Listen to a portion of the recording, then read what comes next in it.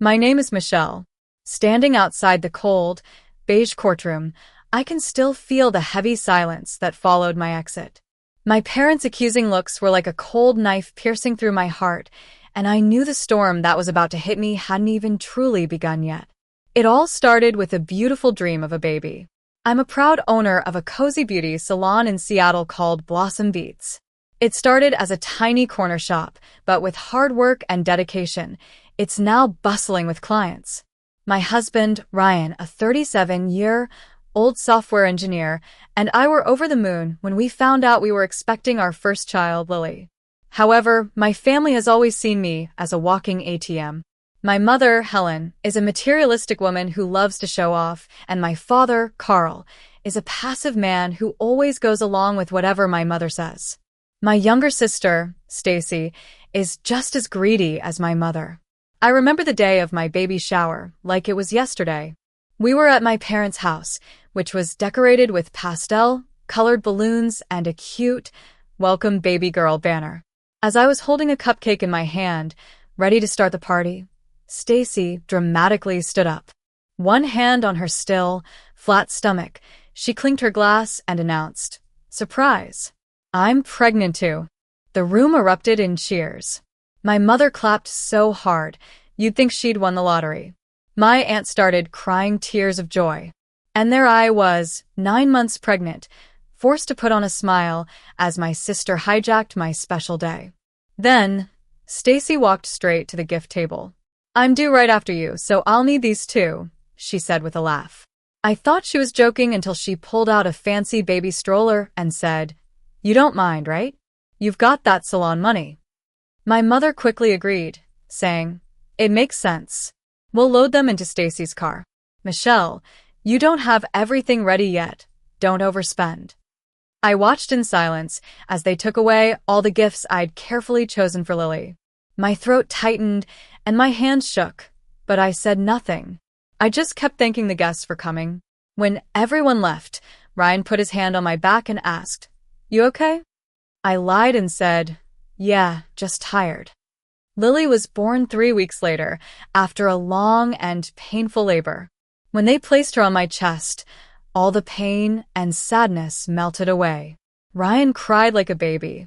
But my mother only came to the hospital for 15 minutes, took some selfies, and left because she had a hair appointment. Stacy didn't even show up, just sent a text asking if she could use my salon discount at a baby store. For months later, I was in the back of my salon, pumping milk between clients, when my phone lit up with a text from Stacy. "Emergency. Can you co-sign a $25,000 loan for baby stuff? We found the perfect house." I looked around at my second-hand shelves and the towels I'd washed myself. I typed a firm no, absolutely not. But Stacy didn't give up. She texted back, "You know Mark's, her husband, credit is bad. I thought you'd understand." I put my phone down and went back to work, thinking that was the end of it. 2 weeks later, I received an envelope from the credit union. I almost threw it away, thinking it was junk mail. But when I saw the words, "Welcome to your new personal loan, co-signer Michelle," my heart sank. I hadn't signed anything. The signature on the paper was a fake, but it was close enough to fool someone who didn't know me well. I called Ryan, and he came in with Lily in his arms. When he saw the letter, his jaw tightened. "We're not letting this slide," he said, and for the first time in my life, I decided to stand up for myself. I called the credit union the next day. A customer service representative named Laura told me they had my signature and ID on file. I firmly said, "Your file is wrong. I didn't sign anything. I want to file a fraud report." After 3 hours of phone calls, I filed a fraud affidavit, sent in screenshots of my texts with Stacy, and samples of my real signature. I also placed a fraud alert on my credit. Then I went to the bank and closed all joint accounts with my family. The banker was hesitant, warning me about the impact on their credit, but I was determined. That night, the backlash started. My mother texted me, saying I was making a big deal out of nothing and that Stacy had panicked. Then she complained that her card stopped working at the grocery store. Stacy and Mark called me non-stop until I blocked their numbers. The next day, they showed up at my house. My mother was furious, shouting that I was embarrassing the family. Stacy pretended to be the victim, saying it was just a form and the bank lady said I'd probably agree. I looked at her and said, "You are supposed to respect my no." My father then barked that I couldn't send Stacy to jail, that we were family. But I stood my ground. She committed fraud. I'm done being your bank. The bank moved quickly. They froze the loan, checked the camera footage, and confirmed Stacy had forged my signature. The credit union pressed charges, and a month later, I was called to testify in court. In the courtroom, Stacy's lawyer tried to paint her as a young, stressed mother who made a mistake. But when I took the stand, I was calm and firm. I told the truth, that I never signed anything and never gave permission.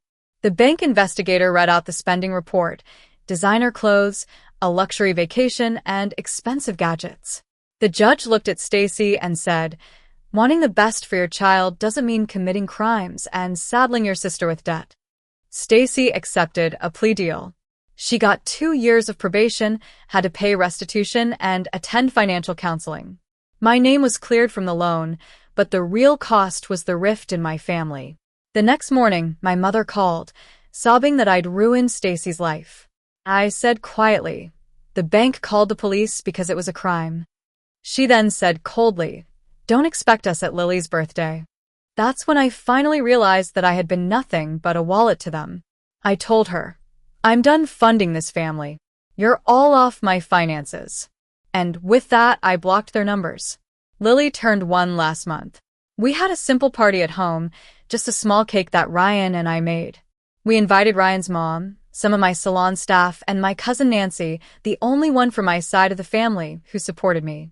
As I watched Lily sleeping in her second-hand crib, with the string lights from my salon's old display glowing softly, I knew I'd made the right decision. I'm no longer anyone's backup bank.